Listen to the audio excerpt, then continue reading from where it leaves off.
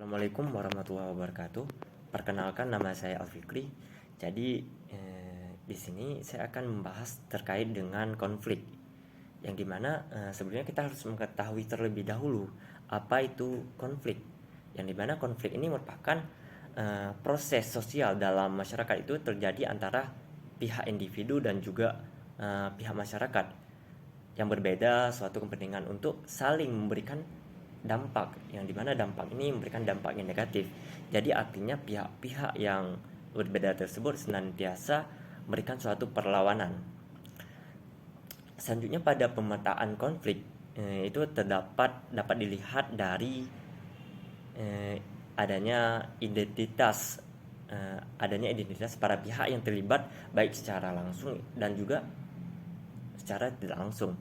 Yang terus adanya juga jenis relasi, yang dimana para pihak yang terlibat dalam konflik berbagai suatu kepentingan yang terlibat dalam konflik, berbagai isi yang terlibat dalam konflik, dan juga pihak yang didorong dalam melakukan resolusi konflik. Konflik bisa terjadi karena adanya tahapan. Yang pertama itu adanya tahapan potensial yang muncul dari potensi konflik. Jadi contohnya pada perbedaan gaya hidup dan juga cara pandang. Jadi seperti contoh pada mahasiswa yang lagi KKN. Jadi mereka mempunyai gaya hidup masing-masing yang berbeda dengan cara pandang pada suatu perkampungan. Jadi seperti adanya perkumpulan antara laki-laki dan juga perempuan pada malam hari. Contoh lainnya pada perbedaan tabiat.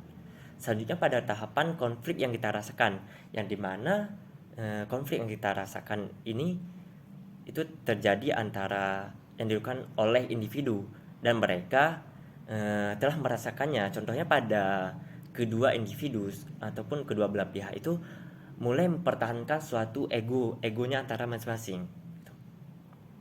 Selanjutnya pada tahapan pertentangan. Jadi ketika konflik antara individu dan juga kedua belah pihak, contohnya pada gerakan salat di masjid itu, jadi pada gerakan salat di masjid pada bulan Ramadan itu adanya dua imam. Ketika salat adanya yang salat 8 rakaat dan juga adanya yang salat dengan 20 rakaat. Jadi selanjutnya pada tahapan konflik terbuka. Jadi adanya suatu pertentangan dan tahapan akibat dari konflik.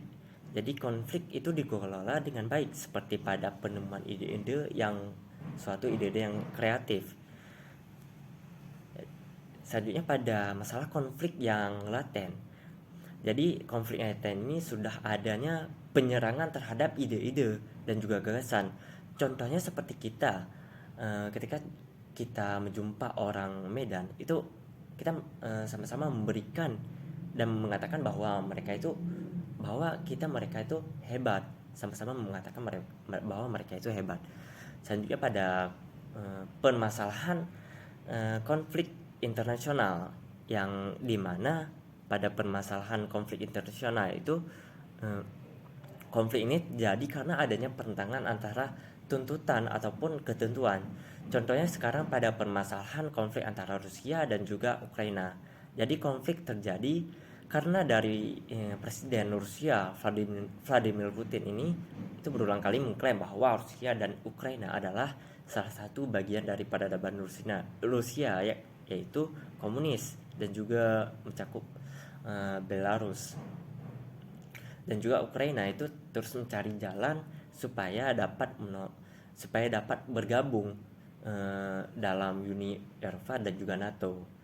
Dan juga dari pihak Rusia itu menolak keras langkah tersebut supaya meminta Ukraina itu untuk tak bergabung dengan NATO, karena yang di awal pendirian mereka bahwa memang bertujuan untuk melawan dari ancaman ekspansi Rusia pada pasca perang di Eropa. Jadi mereka ini pertahankan hak teritorial ataupun hak istimewa untuk melindungi kepentingan keamanan dan juga kelangsungan dari hidup suatu negara.